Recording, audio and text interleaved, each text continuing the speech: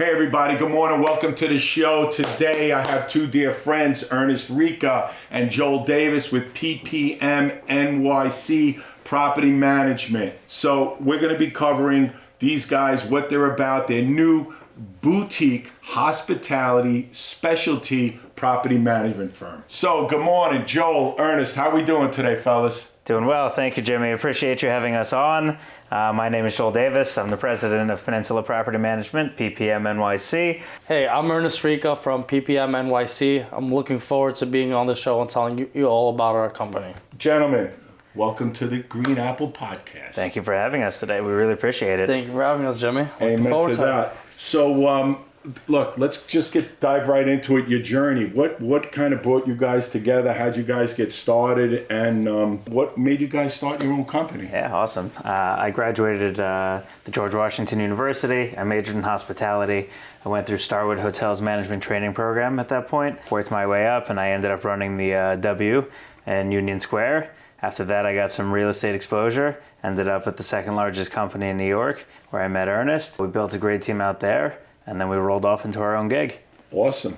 Yeah, it was just one of those things we noticed. It was, in the industry, it was a lot of things that we wanted to do and wanted to implement as far as technology and other processes. So we thought we would start it. Yeah, we combined hospitality and technology to be as forward-thinking as possible in this day and age. So basically, your mission and your niche is exactly that: hospitality, getting the technology, getting that information out there. That's awesome. What about any type of so specific services, like typically involved in your management program? What are things that kind of come standard in that? So the people that might not be too familiar with property management companies, maybe they get involved with buying buildings. People are involved in real estate. So what's kind of something standard that comes with your management program? Yeah, so we're a full service firm, so we have multiple arms of things that happen. We have a closings and transfers department. We have a leasing and administrative department. We have energy procurement. So we can do anything that is needed under the, quote unquote property umbrella sun. The day-to-day management, you would have a manager, you'd have an assistant manager who offer, that luxury hospitality touch to the buildings, to the boards, to the community at large. We take care of all of the needs from the shareholders and owners. Whatever's needed from them. We also have a full sector for project management that Ernest oversees. In terms of the operations of that, I'll let Ernest discuss it, but we can handle any project A to Z. Ernest and I go back a couple of years, met through the industry. Ernest, really, I know that your stronghold kind of came from the energy side. And I know that you're familiar with a lot of the New York City, these sustainability laws from the 84s to the 87s, 88s, and now 97. How do you guys kind of take an approach? How do you get your clients to really understand how important that these laws are and how they can impact a building?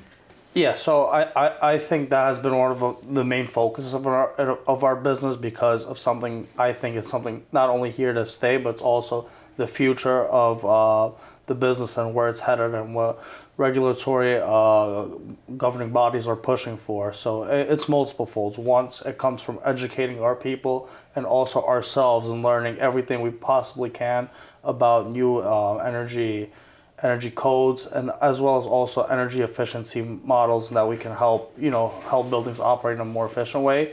That comes down not just to education, but also choosing the right partners such as Cotocon, in which help you really be compliant, also learn what's all the new regulatory and efficient models that we can do for upgrades or so forth. Yeah, that's relatively like the easy part because we kind of understand that language. I know you guys, it's definitely challenging, right, when you're communicating with boards, and then you have different personalities with the boards, and you have different professionals sometimes that are on the boards, and then you're hopefully the message that you deliver to them is what they're delivering, to the people. And I guess sustainability goals and things with shareholders, do they find it? It's got to be a hot topic today, I would assume, it's right? certainly a hot topic. I guess let's take it from the holistic approach on how we do it. I think we're different than most firms, and we break it down on a personal level to them. So we put it on their playing level. We have a checklist of everything that's going on in every year. We have the every 2 years, every 3 years, every 5, every Awesome. 10. It's Awesome. all automated. It's a different workflow that automates to us of when things need to get done. So for instance, local law 11, your cycle is up, say you're in the A cycle, it's up, February of this coming year. We would have already had a notification going off 2 years in advance so that they're not going to miss the filing. Hey, yours is due 2 years from now. We need to get an engineer on board by April. We need to get plans approved by May. We need to get the bridge up by December or January so we can break ground next March.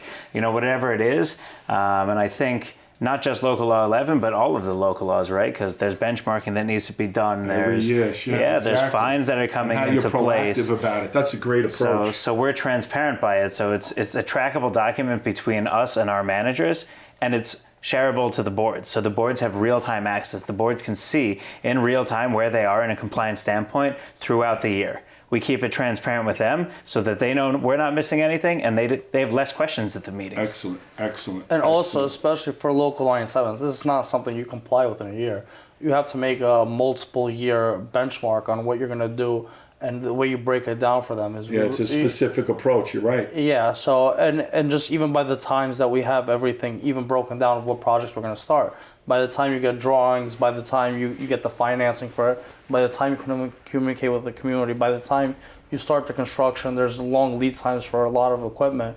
Is you really have to be planning about these things at least 2 or 3 years in advance if you want to go into a project in a good financial standing, but also in a way that everybody understands. It's not something now for now. It's something that you really have to prepare communities for time in advance. And we tap into NYSERDA, we tap into Con Ed, we know when the rebates are, we know when the buildings will have the best, quote unquote bang for their buck, right? Yeah. So we track that for them so we can easily navigate them through the process because we want to make sure it's the best beneficial time for them. We do find a lot of management companies aren't so advanced with that, Joel, and that is important. So you management companies, you guys need to pay attention to what opportunities that are out there from these utilities, the incentives and the rebates. They are plentiful, but as well, they also vanish, and they kind of go away.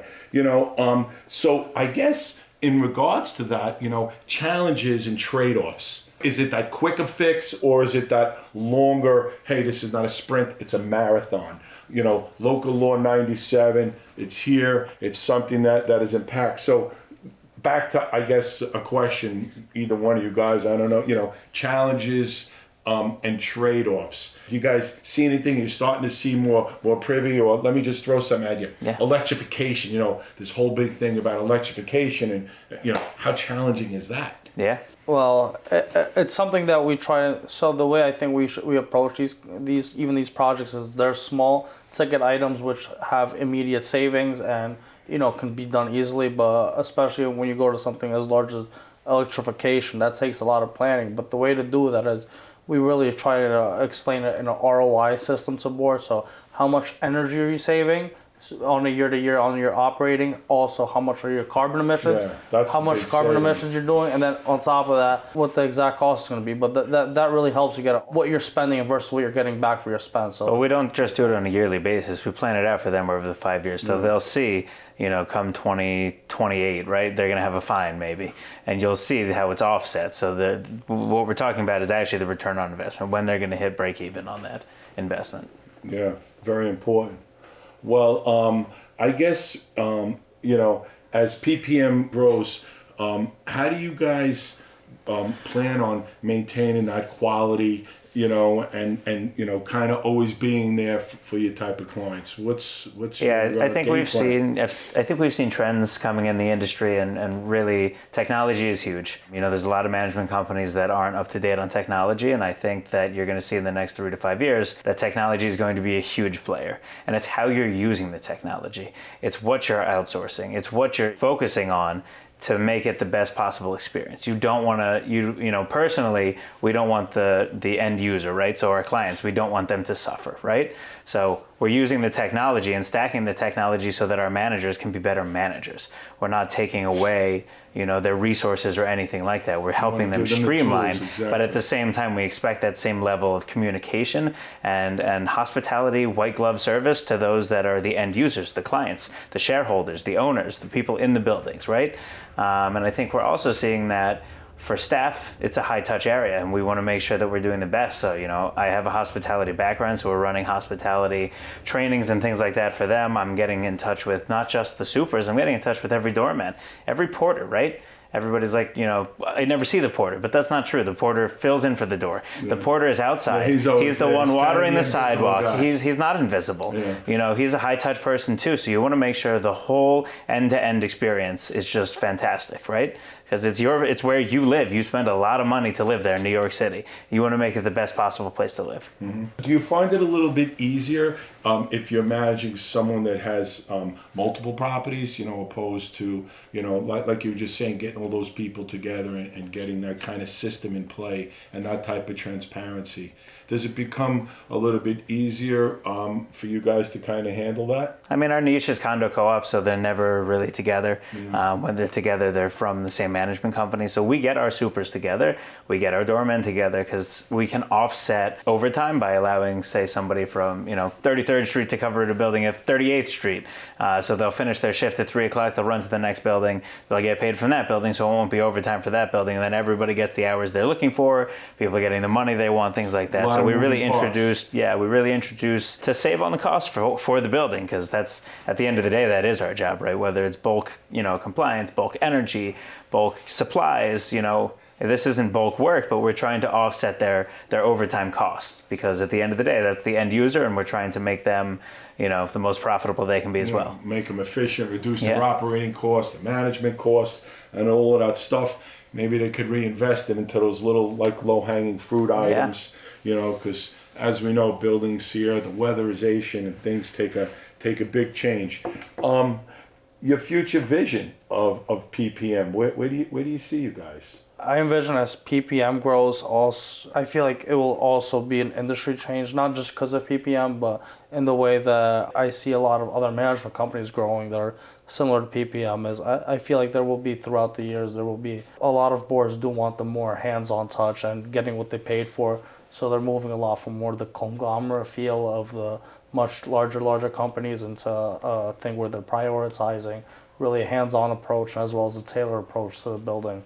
Got it. So more of a boutique, like yeah, more of a boutique. You took the words right out of my mouth. Like, hospitality, that boutique service really. So the next 3 to 5 years, it's hey, we kind of see it. It's more that hands-on, that and us. That's a great word. Yeah. Remember that. Okay. Great minds think alike here. Yeah, absolutely. Well, yeah, because look, we know the real estate industry is changing, right? There's a lot of, what do you guys see with these commercial spaces? A lot of these vacant commercial spaces and things that are happening there. Maybe there's an investor that might see a message you guys might have for someone that has a commercial space, doesn't know what to do with it, or something like that. Do you guys have any words of wisdom? Something like that, maybe.